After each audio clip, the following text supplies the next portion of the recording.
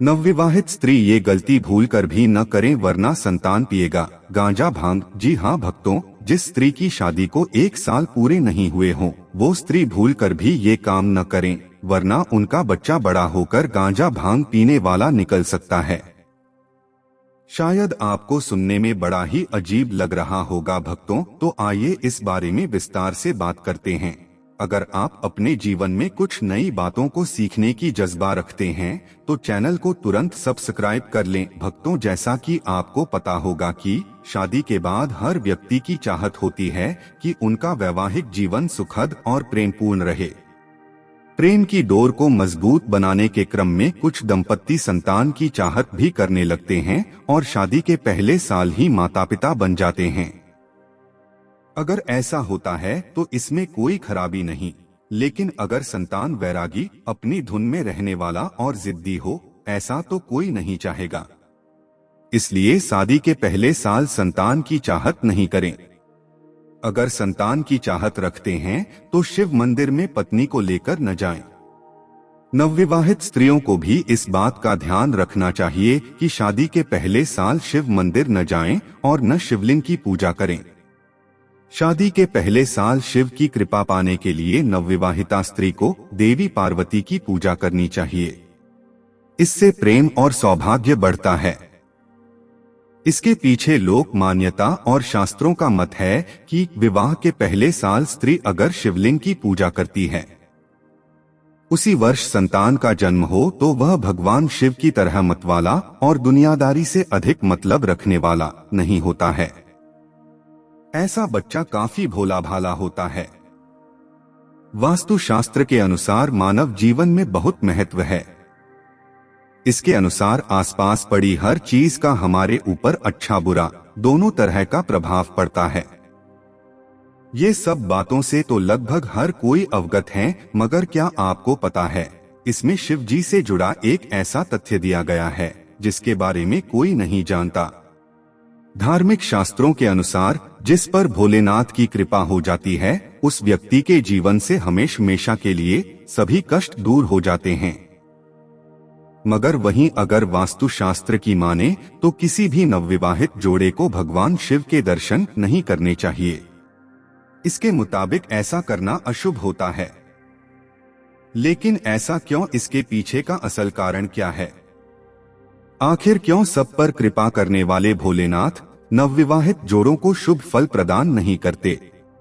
इसके पीछे का कारण कुछ इस प्रकार बताया जाता है कि भोलेनाथ ने माता पार्वती से शादी जरूर की थी, मगर वो वैरागी थी। वास्तु विशेषज्ञों का कहना है अगर शादी के बाद लड़की गर्भ धारण कर लेती है तो उसे भगवान शिव जी के दर्शन नहीं करने चाहिए। माना जाता है इससे बच्चा के वैरागी होने की संभावनाएं होती हैं। इसके अलावा कहा जाता है किसी भी नवविवाहित जोड़ों को कभी भी किसी धार्मिक स्थल पर हनीमून के लिए नहीं जाना चाहिए। शास्त्रों में इसे शुभ नहीं माना जाता। लेकिन अगर किसी धार्मिक जगह पर जाने का प्लान बन भी जाए तो इस बात का ध्यान रखें कि स्थान शिव जी से जुड़ा हुआ न हो। वास्तु शास्त्र में यह भी कहा गया है कि नवविवाहित जोड़े का कमरा मकान के दक्षिण पश्चिम वाले कमरे में सोना शुभ होता है। वहीं अगर नवविवाहित जोड़ों का कमरा दक्षिण पूर्व में है तो ये अशुभ होता है। नवविवाहित जोड़ों को हमेशा दक्षिण पश्चिम दिशा की ओर सर करके सोना चाहिए। भक्तों, संसार सुख और दुख दोनों का मिलाजुला रूप है।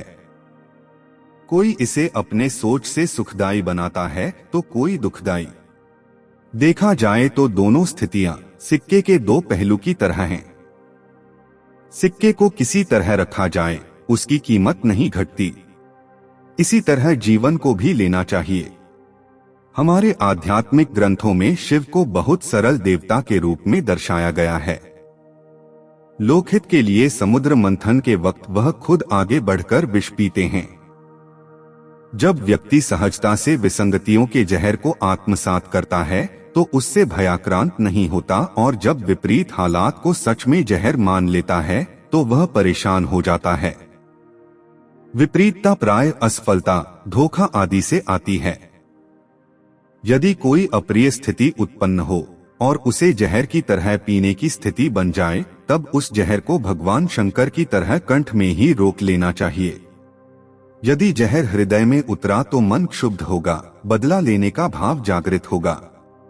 इसी तरह उस जहर को मस्तिष्क की तरफ भी नहीं जाने देना चाहिए, इससे भी क्रोध, क्षोभ, अवसाद ही होगा।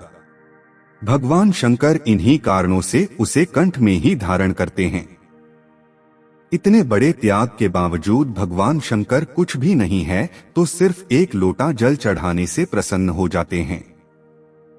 इसका अर्थ है कि जीवन में जो भी प्राप्त हो रहा है उससे संतुष्ट होने की आदत डालनी चाहिए। एक बात हमेशा याद रखनी चाहिए कि जब व्यक्ति नकारात्मक जीवन जीता है तो एक अज्ञात भय उसके जीवन में प्रवेश कर जाता है। यह भय उसके मन को कमजोर करने के साथ शरीर के अवयवों को भी क्षतिग्रस्त करता है। इसका पता उसे तब चलता है जब शरीर में कोई गंभीर रोग लग जाता है। इसलिए हर हाल में समुचित आय पर ही भरोसा करना चाहिए। भगवान शिव जो भी करेंगे मानव हित में ही करेंगे। तो ये जानकारी आपको कैसा लगा कमेंट में जरूर लिखें। अगर अच्छा लगा हो तो वीडियो को लाइक करें, दोस्तों को शेयर करें और चैनल को सब्सक्राइब करके दरबार की घंटी जरूर बजा दें। धैर्य रखें, भगवान शिव आपके जीवन के सारे कष्टों का निवारण अवश्य करेंगे।